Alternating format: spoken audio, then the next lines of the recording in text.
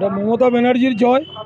মমতা ব্যানার্জি আরজি কর নিয়ে পুরো সারা ভারতবর্ষ নিয়ে পুরো বিশ্বকে জানিয়ে দিয়েছে যে একমাত্র নেত্রী মমতা বন্দ্যোপাধ্যায় আর আমাদের যুব নেতা অভিষেক বন্দ্যোপাধ্যায়, তাদের নেতৃত্বে আজকে আমরা ময়নার তৃণমূল কংগ্রেসের কর্মীরা আজকে আমরা জয় পেয়েছি।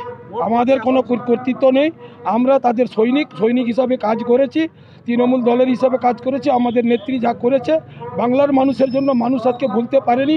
ময়নার মানুষ যারা ধোকা দিয়েছিল ওরা এলাকা ছেড়ে বাইরে চলে গেছে। আজকে কিন্তু ময়নার মানুষ কর্মীরা বুঝিয়ে দিয়েছে তৃণমূল কংগ্রেস এখনো পর্যন্ত ময়নায় জীবিত আছে। উন্নয়ন আগামী দিন আরও বেশি করে হবে। আগামী বিধানসভাকে নিয়ে কি বলবেন? আগামী বিধানসভাতে এটা আপনারা রেজাল্ট বলে দিবেন। তো 700 করে যদি আমরা সবাই জিতি, এরপরে তো আর বাহার তো কোথাও।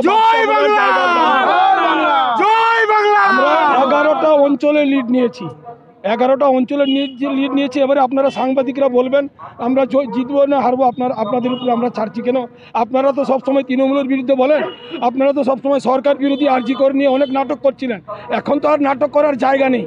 মমতা বন্দ্যোপাধ্যায়, মমতা যে নাম, সে মায়ের মতো রোল করেছে, রোল করে সবাইকে, যারা খারাপ করেছে তাকেও ভালোবেসেছে, আর যারা ভালো করেছে তাদেরকেও ভালোবেসেছে। তার নাম হচ্ছে মমতা বন্দ্যোপাধ্যায়, সভাপতি ময়না পঞ্চায়েত সমিতি।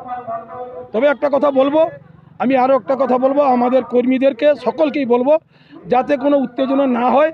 আমরা জয়টা শুধু উন্নয়নের জন্য জয় করেছি, মানুষকে সুস্থ রাখার জন্য জয় করেছি। বিজেপি যে হারে মানুষের ক্ষতি করছে, এলাকার ডেভেলপ বন্ধ করছে, তাতে আমরা সব উন্নয়নের, মমতা বন্দ্যোপাধ্যায়ের উন্নয়নে সামিল হয়ে আগামী দিনে যত বেশি করে আমরা উন্নয়ন করতে পারি এবং মানুষের পাশে দাঁড়াতে পারি, এটুকু আমি তৃণমূল কংগ্রেসের কর্মী এবং আমাদের নেতৃত্বদের কাছে আমরা বলব।